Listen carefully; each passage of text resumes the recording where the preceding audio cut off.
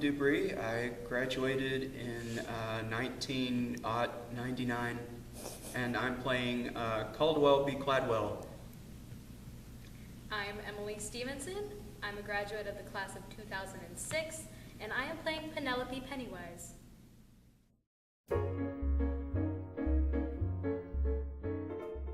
Well, Cladwell is the primary antagonist in the musical. He is the owner of Urinetown Company, which in the fictional town in which the musical takes place, Urinetown Company owns all of the amenities, restrooms. People have to pay money in order to use the restrooms.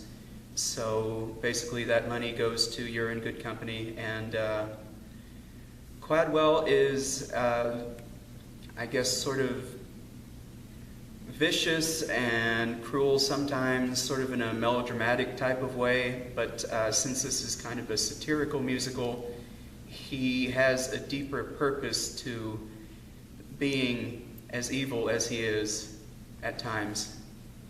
He's also charismatic and is good at manipulating great masses of people. Well, that's absolutely right, Hope Tear, absolutely right. For you see, ladies and gentlemen, 20 years ago, we came to the people of this community with a simple proposition. Look the other way while we run this company the way we see fit, and we'll keep the pea off the street and the water in the ground. Hope here has come to join our little operation, so promise me you'll treat her like the Cladwell she is. For one day, she may be standing in the shoes you see me wearing today. The shoes I wore when I made that promise those many years ago.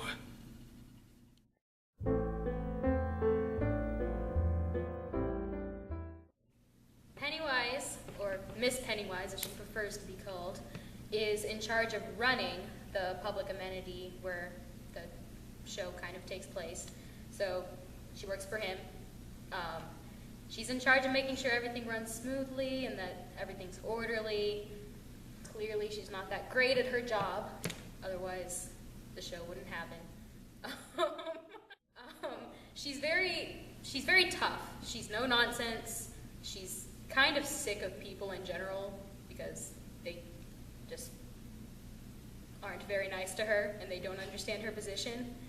However, she has a couple more layers to her that you don't get right when you see her at the beginning, but toward the end of the show she makes a lot more sense. She's seen a lot of things. Yes. that she doesn't let on at the beginning. In the beginning it seems like she's just straight up villain, but there's more to her than that. So yeah, that's Penny in a nutshell. Quiet back there. No one's getting anywhere for free. Don't you think I have bills of my own to pay? Don't you think I have taxes and tariffs and payoffs to meet too? Well, I do. And I don't pay them with promises, see? I pay them with cash. Cold, hard cash. Every morning you all come here, and every morning some of you got reasons why you ain't gonna pay. And I'm here to tell you, you is gonna pay.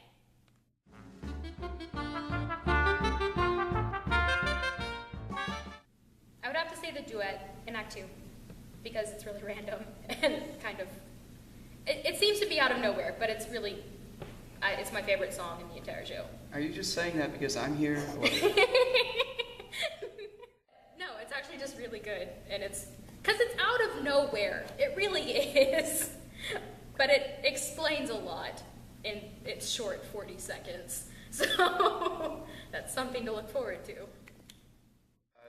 If I had to choose a song that I like, I don't know, I like ballads and musicals, so I'll go with Follow Your Heart. It's a big love duet between Bobby and Hope in Act 1. But you know, in deference to Emily, I think that Privilege to Pee is a good song as well. It ends on a high note. Yes, it does. It's a very high note.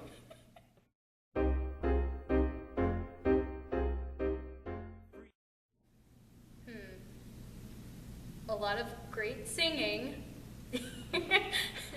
So, expect to laugh a lot. Maybe cry, probably not cry, but maybe. You never know.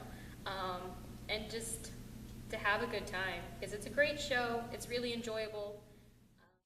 Well, I think people who haven't seen Urinetown they might say, what is the deal with this musical? Why is it called Urinetown?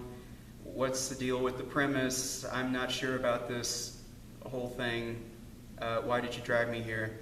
But hopefully, by the end, they will have caught on to the satirical aspect of the show, and they will have caught on to the the sort of the comedy, sort of darker edge comedy. But it's a very funny show, and it has a lot of musical throwbacks, a lot of musical numbers, sort of Kurt Weill and Cole Porter and Leonard Bernstein, and there's something for everyone.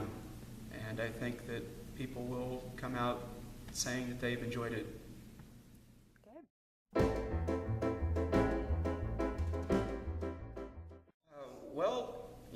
Like I've noticed with a lot of people who are doing the musical, I'm kind of in the group that, I did a lot of theater back in high school. I don't get a chance to do it these days. I kind of leap at any opportunity that I can get to do something like this. So, of course, I'm very grateful for the opportunity. I enjoyed getting to be around people who have studied theater and who do this professionally, and who know how to read music and have talent.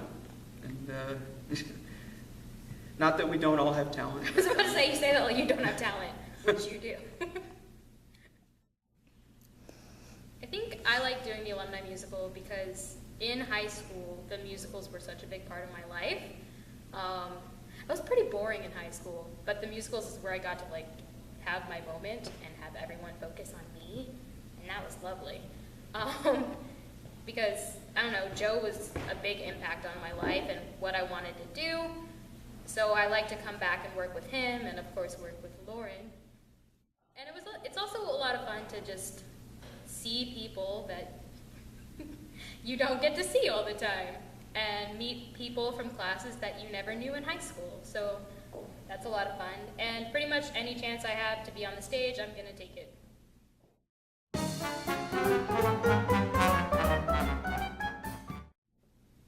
Well, I say that on August 7th, 8th, and 9th, people should come see Urinetown. You should come see Urinetown.